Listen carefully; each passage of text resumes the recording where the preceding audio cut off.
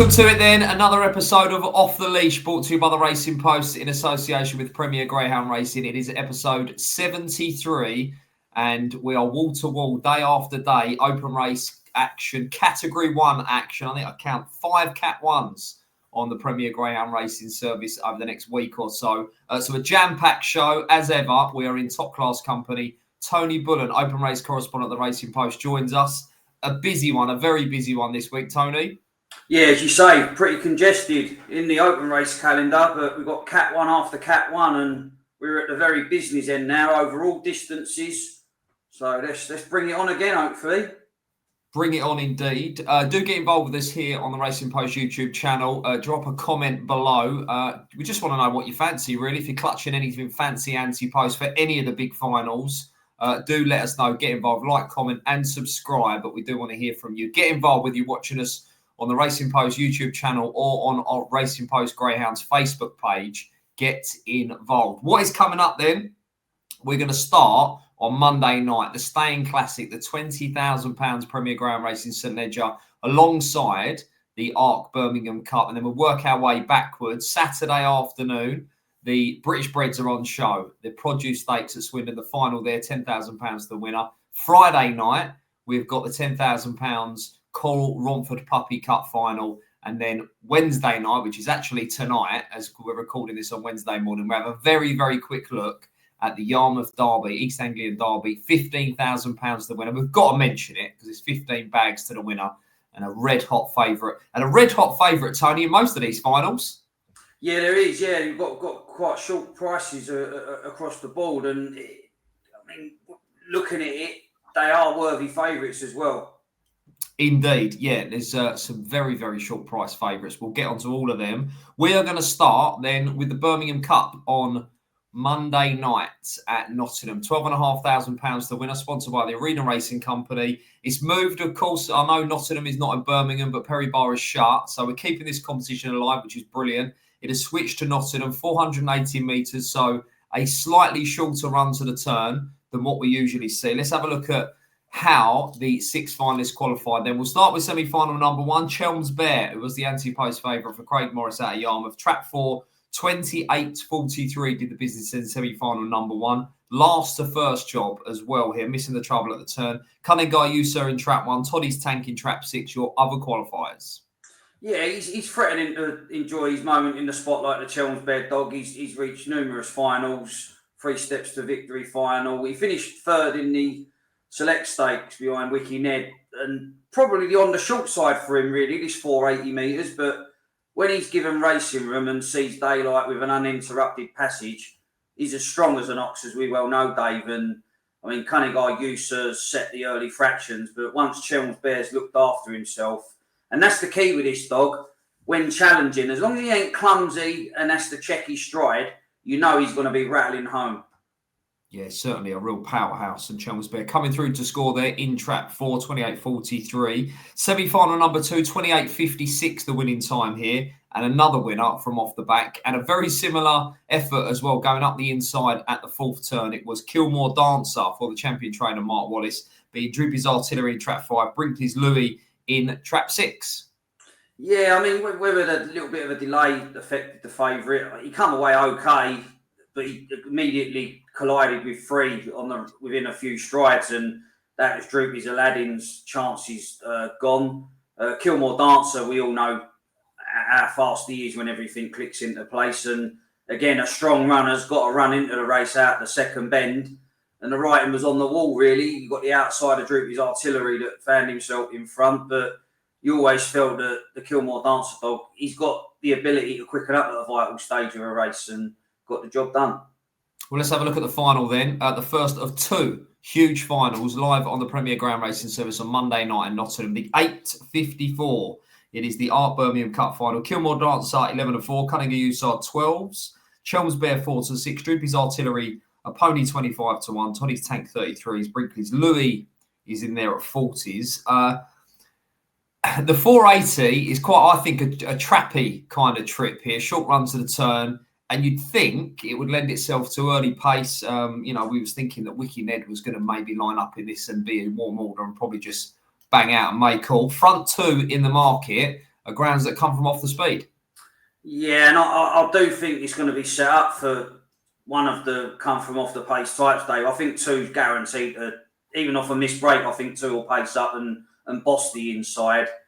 And then it's just a case of who turns closest, because as strong as Chelmsbury is, you wouldn't want Kilmore Dancer turning a length or 2 ahead of you down the back straight, because he wouldn't be an easy dog to overhaul.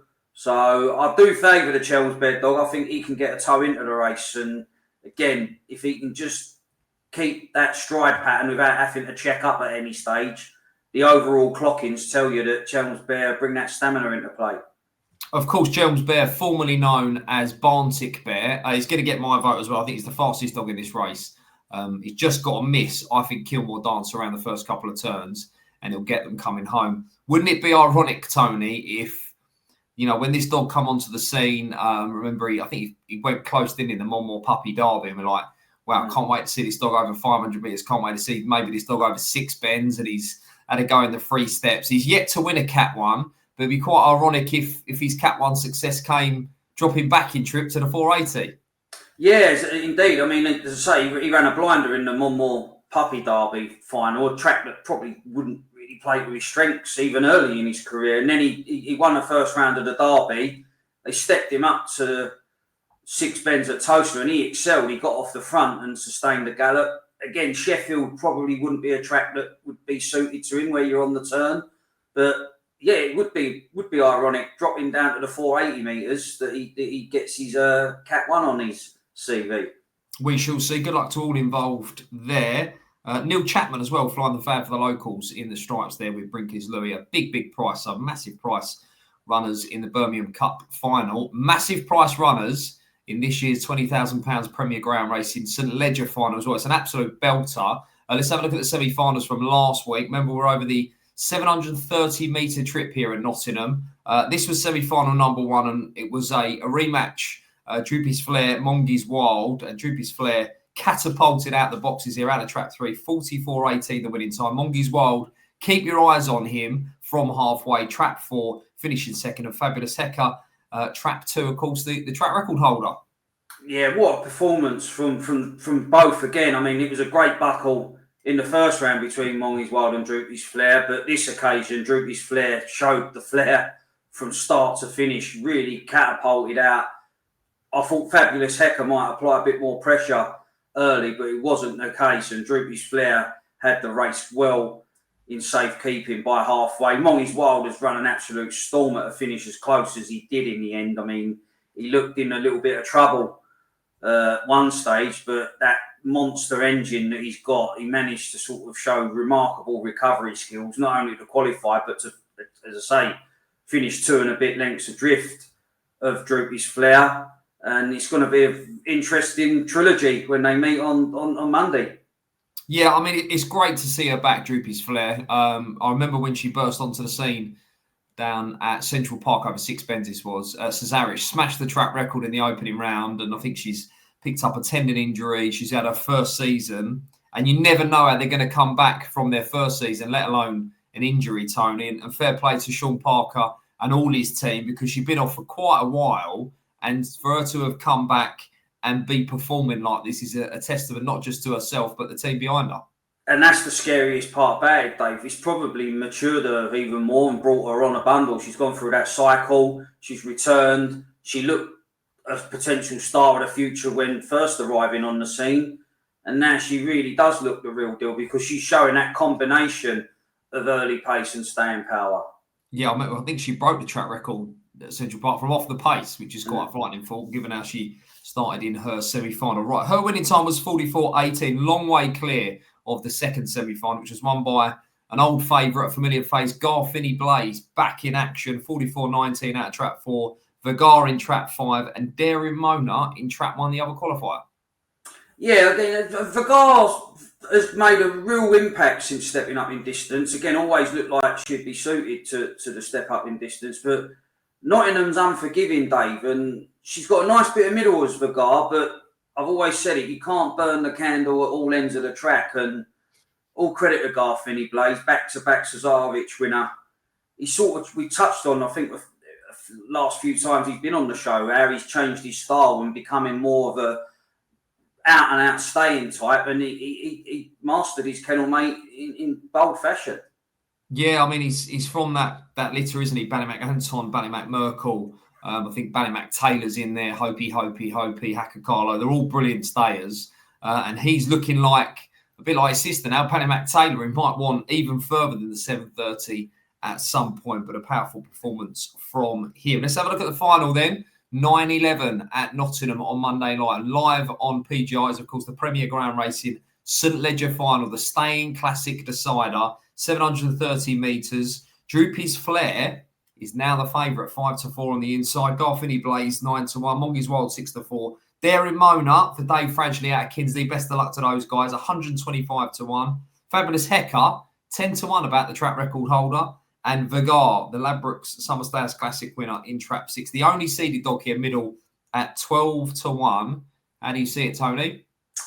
Yeah, I mean, look, I think a lot of people say, well, I can't see any reason why Droopy Flair won't sort of uphold the semi-final form on the basis that she should lead the inside.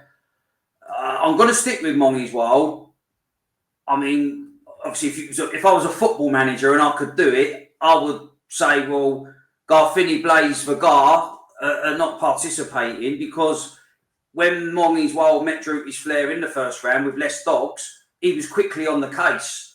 And I think that would, if it was a 4-dog race and Mongi's Wild had the vacant track, I think he would turn a lot closer to Droopy's Flair and probably rub her out. He might have to work a little bit harder here, but I was so taken by the amount of ground that he made up that as much as he's going to have to pick his way past rivals, I think the likes of like Daring Mona and Fabulous Hecker, Vagar, they could apply a bit of pressure on Droopy's Flair at some stage of the race, and he might just get going in time, Mongi's Wild. But the 4-dog format, I would be all over Mongi's Wild, because I think he'd be on the case.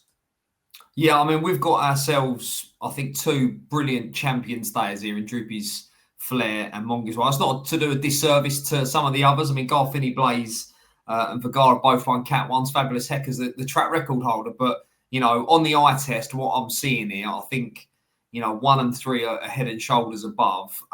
There is a case to be made that Droopy's Flair could maybe come forward again, given how lightly raced she is. The bounce theory last week was put to bed by herself. She bounced out the boxes and made all the running. I'm going to be with you. I'm just looking at prices about 6-4, and I thought we'd never see a price like 6-4 about Mongi's Wild over this sort of trip ever again. So that is kind of what is reeling me in. But just as a spectacle, I'd love to see the traps open and a flash of red out the boxes, Droopy's Flair. And then, Tony, we know we'll have ourselves a race. Yeah, indeed. And as I say, I'm theoretically speaking when I'm saying take 2 and 6 out of the race, because if I was connected with all 3 dogs and I really wanted to win the race or have a better chance for one dog, that would be the way to go, because I do think in a 4-dog race, Mongi's Wild would be on the case, whereas a 6-dog race, he might have a few goalkeepers in the early stages, but it's going to be some race. It is indeed. It is the big one over 6 beds, the St Ledger final. You'll be able to watch it live on the Premier Greyhound Racing channel. You can get that. I think that race is going to be shown on Sky Sports Racing, behind the red button on Virgin Media, not on Sky Sports, but on Virgin Media behind the red button. And of course, easy to find on the PGR website as well. That is the 9-11, the St Ledger final on Monday night. And it's going to be, I think, catch me if you can. Droopy's Flair, Mongi's Wild. What a race, what a spectacle. We are looking forward to that. Right. Let's have a look at the British Breds then. We're off to Swindon on Saturday afternoon. And we'll mention this one because it's the final produce stakes to be run at Swindon. The track is scheduled to close later this year. And let's have a look at the fastest semi-final winner. Now, the clear favourite, I think, was wrestled anti-post favouritism, if you like, off of his litter brother, Romeo Lyons, headed into the semis after absolutely dazzling down at Swindon. It is Romeo Ability in Trap 4, 28.01. Eagles Respect in Trap 2. Izzy's Tempin in Trap 1. This dog is classy and he's knocking on the door in these big competitions. The door might open this weekend, but this was really good, Tony. Yeah, I mean, the Romeo Alliance dog had the measure of his little brother at previous tracks, but it just shows you some dogs take to different venues than others. And Romeo Ability has been showing his ability at Swindon, a couple of sub 28 second times. And what won in this particular race, he ran the bend better than the Eagles Respect. He drove the bend, the first two bends, lovely. Took a few lengths out of the field off the second bend. The local for Angie Kibble, Eagles Respect, has ran well in defeat. Again, closed on Romeo Ability at the winning line, but the winner was still going strong at the pickup. I think the key to the race here could be the Bertie's Decision dog on the inside, because that's been going to the bend pretty well. But I do think he's really brave, the Romeo Ability dog, and what we've seen of him at Swindon, I think he can cap off what's been a flawless run through the produce. Well, Tony's giving you a clue there on the draw. Let's have a look at it. This is the 5.19. It is the BGBF Produce Stakes final. £10,000 the winner. Of course, for the 2-year-olds, Bertie's Decision on the inside for Rachel Hill. Phil Donaldson caught up with Team Hill this week. Great feature in the Racing Post, so make sure you read that. 10-1. Eagles Respect, 5-1 for Angie Kibble, who we just saw running up to Romeo Ability. And then we've got Romeo Ability 2-7 for Patrick Janssens and Dave Firminger in trap 3. Izzy's 10-pin for the Pymans Racing Club and Dave Mullins in 4 at 20-1. She's 180 for Pat Brown at a pony 25-1. And Malcolm Bosch is the only seeded dog here. Another one for Angie Kibble. Jonathan Miles, 16-1. So are we just thinking that the Jolly's going to pace up, grab this race by the scruff of the neck and make all, Tony? Very skinny. I think they've priced him like he's already won the race, and I wouldn't be steaming in at those silly odds. I mean, as I say, I think he'll win the race, but I think he's been over. The prices are wrong. Yeah, he's very, very short. I mean, I'll be hoping that 66-1 price-wise pick Malcolm Bosch, who's got a great name, can stay on into a place. I mean, I'm in complete agreement with you. I don't think Malcolm Bosch will finish last. Let's put it that way. So at 16-1, I think it's a cracking each way better. We might work into a place. And, you know, if Romeo Ability doesn't lead at the corner, this race is going to be up for grabs, isn't it? Well, I'd rather take 7-2 on Malcolm Bosch don't finish last than 7-2 on the final winner. Yeah, the British bred's there then, and Romeo Ability going to take some beating. He's clear on the clock, but it is a belter of a final. Best of luck to all involved there. For the 2-year-olds, the Produce Stakes final, £10,000 the winner. It is the final one at Swindon, and that will be the 5.19 on Saturday afternoon. Right then, it is time. It is Magical Luca time, basically. He's had his own slot last couple of shows. We're now going to move to Friday night at Romford. It is the £10,000 Coral Romford Puppy Cup final. 6 brilliant young dogs lining up in Friday's final, but this race revolves around just one dog here. He equalled the track record in the first round. This is what he did in his semi-final. He went in semi-final number 1. He was out of trap 5. He beat March on Luna in trap 3, 23-43. Brilliant again. Just unbelievable. I mean, what a sensational performer Magical Luca is. He's forming Ireland brilliant. He's been sent over by Pat Guilford to take this event in, and he's the Frankel of the Greyhound world, isn't he? He's just destroying the opposition. I didn't think he could go quicker, Dave. I mean, I'm talking calculated times. He's improved with each look round, which is sensational when you think of it. It's like saying a dart player's had 120 average and he's going to better that the next time he goes up to the hockey. It's just crazy, and it's a joy to watch.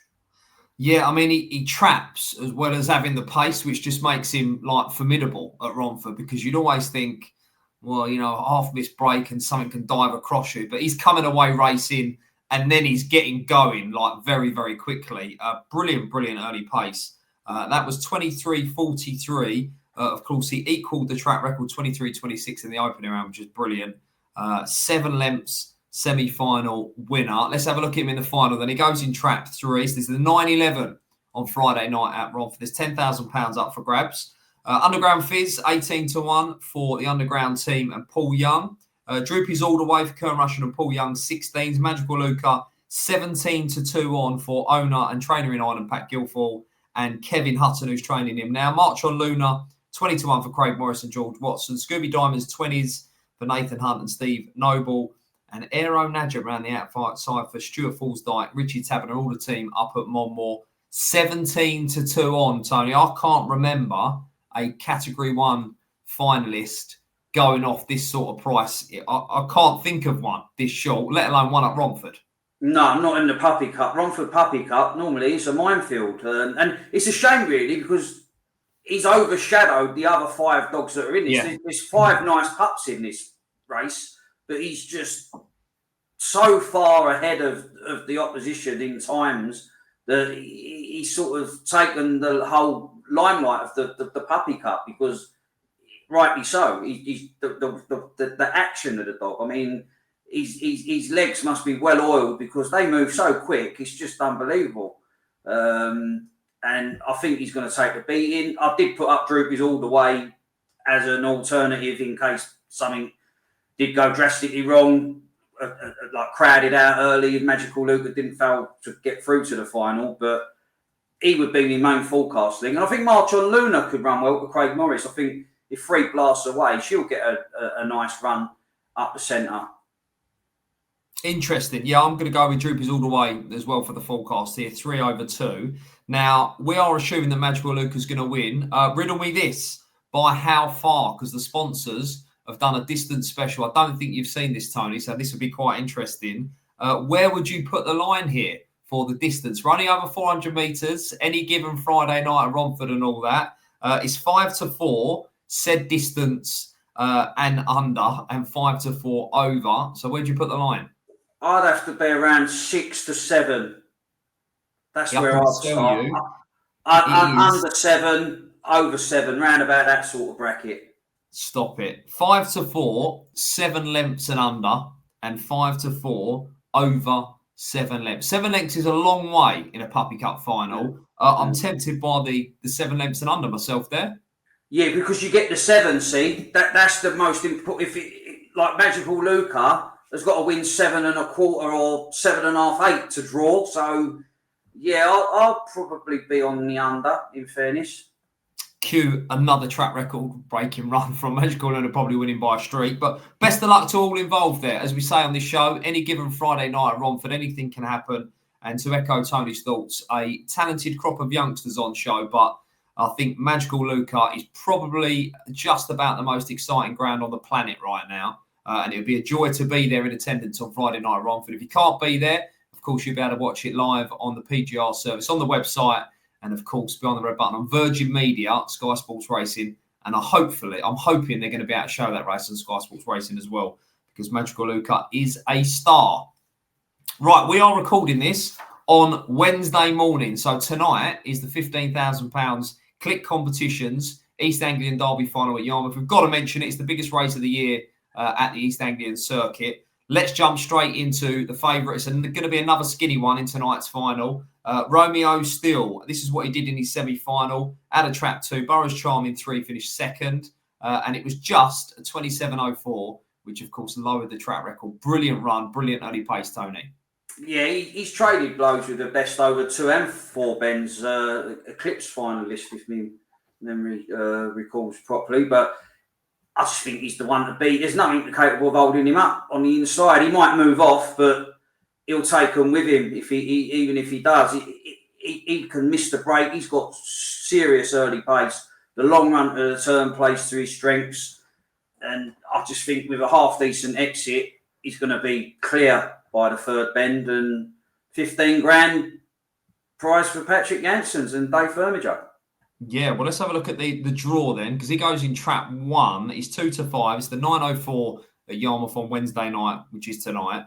2 right, 50-1. Burrows Charm 18s. Razzle Dazzle My Way 12. Bocco's Buster 6s. Brindle Bully 6s. 5 and 6, of course, were first and second, or second and first, respectively, if you like. In the other semi-final, with Brindle Bully picking up Bocco's Buster. I like the stripes for the forecast here. One thing I will say about Romeo Still is he has got huge early pace. He'll love the long run to the corner, but he is at some point going to have to move away from the rail, because it is just impossible for a dog as fast as him to run the rail tight to the rail and stay glued to the rail. So at some point, he's going to have to move off to attack the bend. Yeah, to be truthful, I would have preferred him drawn out in the middle than bang on the rails, because, as you say, he's going to probably move off more markedly being drawn bang on the rails than he would being drawn 2, 3 or 4. Yeah, it'd be interesting. Labyrinth and Coles have priced up the distances here. I don't. You might have seen this one, so you could be cheating. But where would you put the line? 3. Oh, you've gone at the game. 4 lengths this time. You can have 6 to 4, 4 lengths and over, and 6 to 4 under 4 lengths. Anything tickle your fancy there? I'd go with the unders still. I don't know. I've just drawn to the unders. I know tracks are running quick at the minute, but I'd be drawn to the unders there. Well, there you go. You can check out. There's one way of getting Romeo still on side there. You know, pick the distance if you like with Labyrinths and Corals. 4 lengths and over, or under 4 lengths, both at 6 to 4. But he is a warm order 2 to 5 for the East Anglian Derby final on Wednesday night. Right, it is that time. Best bets of the week. Anywhere you like this week, Tony. Where are we off to? Yeah, Romford Friday. It's a half decent supporting card, and I like On the Run Eden in the 928. Dave Lee's dog just lost his way a little bit. He had a real purple patch last month and in July, but he's got a great makeup on the inside. XV Striking 2, Bombay 0 are not really lid pingers. I know Bacon Rolls a game as they come, and Pro Parker's an handful when he gets on the bunny, but I think this is a great opportunity for On the Run Eden in that 928. And another one I think will run well at a price against the Union Rebel dog in the 744. Tally Ho Socks. Stick him in second to the field. I think it's a perfect race for Tally Ho Socks to be in the first 2 here. So they're only 2 plays at Romford Friday. Right, there you go. You usually only ask for 1. Tony's that confident he's giving you 2 this week, which is marvellous. So all the action at Romford on Friday night. I'm going to go to the supporting card on Monday night at Nottingham. We've got the Birmingham Cup final and the St Ledger final. Couple of other finals on the card, and in the Arena Racing Company Standard Trophy final, 500 metres here. A dog that's not won for a while, but I'm confident he's the fastest dog in this race. There's not a great deal of speed on, and he got beat in the heats last week, which I think I said this last week as well about a dog that got beat. We might get a price about Racket Hall Brute in the standard final. Kelly's Emerald on the inside, Kelly's Emerald for Jason Gray. Got the early pace. I think that one will lead in the red jacket, and Racket Hall Brute could just tuck in on the rowing behind, and I think get back to winning ways. So one for the champion trainer there, Mark Wallace. That is the 7:27 on Monday night, the standard final. Of course, a brilliant night of racing at Nottingham with 2 Cat 1s, including the St Ledger final. I think Racket Hall Brute could be a good night for Mark Wallace. I think that will be one of his winners, Racket Hall Brute for me. So Monday night for me, Friday night for Tony. Well, Tony, I don't know, we'll have to catch our breath at some point this week. It's wall-to-wall Cat 1 action, but we love it, right? Yeah, it's great. And we've got the Oaks looming large as well. Yes, news today, broke today. You'll be able to read on the website, Racing Post website, and in Thursday's paper, that we mentioned it on the show, I think it was last week or the week before, but on Friday, Robert Gleeson is bringing over the Irish sensation, Droopy's Kathleen. She's having a trial. Tony, you asked for a top-class open racer to go around Dunstall Park so we know what it's like, so we know how fast it is. You've got your wish there, mate, because it's one of the fastest grounds on the planet. Without a doubt, and wouldn't it be fantastic to see if she can bring her Irish form onto these shores, because we will know how quick Dunstall Park is then for the new distance. Absolutely. The Irish sensation. She's coming over for the Oaks and she's having a look at Dunstall Park on Friday. So we'll keep your eyes on the Racing Post socials there. We'll try and bring you a video of that trial. As ever, Tony, it's been an absolute pleasure. We'll be back next week for another episode of Off the Leash. You out there, do get involved with us. Like, comment and subscribe. We want to hear from you. Listen, I want to hear someone's clutching big tickets. Maybe you're on at Malcolm Bosch like me at 66 to 1. Anything. And will all these hot pots win in all these finals coming up? Let us know. Gamble responsibly. And we'll see you next time.